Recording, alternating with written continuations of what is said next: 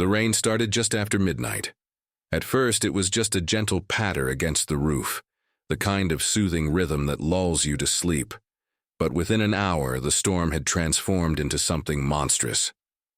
Thunder shook the walls of our old farmhouse, and lightning split the sky in jagged streaks, illuminating the fields in brief, ghostly flashes. I sat curled up on the living room couch, wrapped in my grandfather's old quilt, watching the storm through the bay window. At 16, I wasn't afraid of thunderstorms. In fact, I loved them. There was something thrilling about nature's raw power, about being safe and warm inside, while chaos raged beyond the walls. My parents were in the city for the weekend, some anniversary getaway, leaving me alone to watch the house.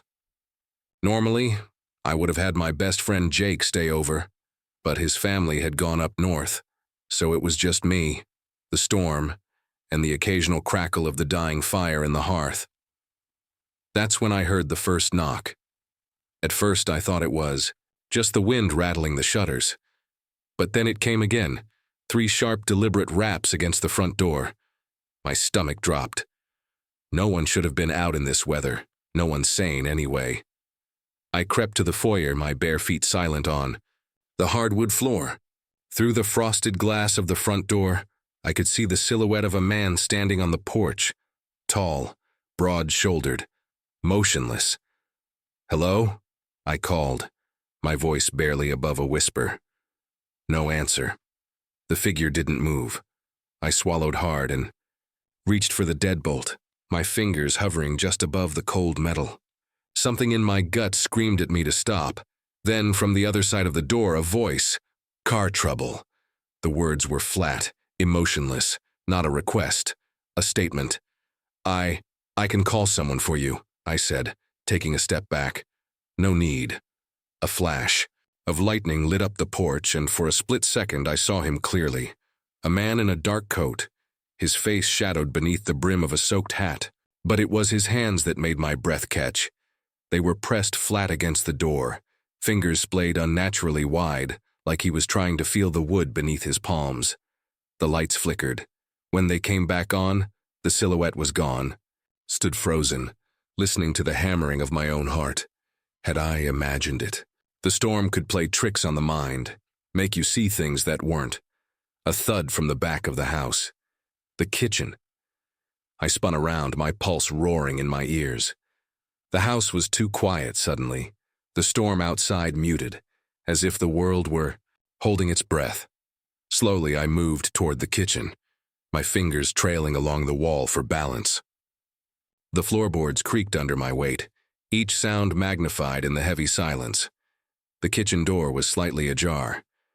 I always kept it closed. I reached for the handle, my hand trembling.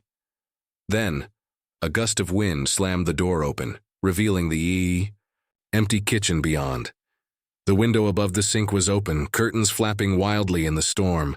Rainwater pooled on the linoleum, glistening in the dim light. I let out a shaky breath. Just the wind. That's all it was. I crossed the room to close the window, my reflection warped in the rain-streaked glass. As I reached for the latch, movement caught my eye, a flicker of shadow near the old oak tree in the backyard.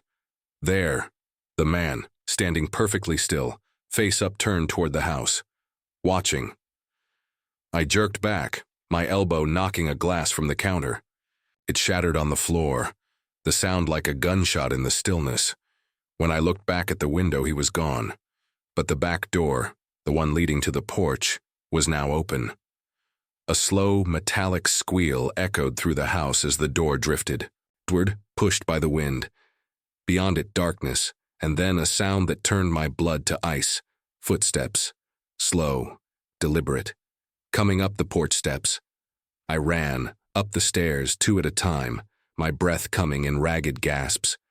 I slammed my bedroom door behind me, throwing my weight against it as I fumbled for my phone. No signal. The storm had knocked out the towers.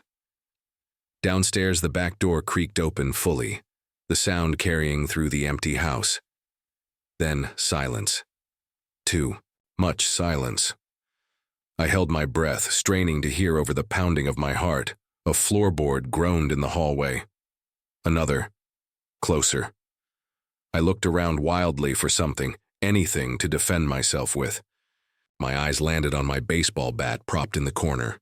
I grabbed it, my fingers slick with sweat. The footsteps stopped outside my door for a long moment. Nothing. Then, knock, knock, knock. The same 3 raps from the front porch. I bit back. A whimper, tightening my grip on the bat. The doorknob turned, slowly. The lock held. A breath of air hissed through the gap under the door, stirring the dust on the hardwood. Then, a whisper. I know you're in there. The voice was wrong, guttural, wet, like the words were being forced through a throat full of water.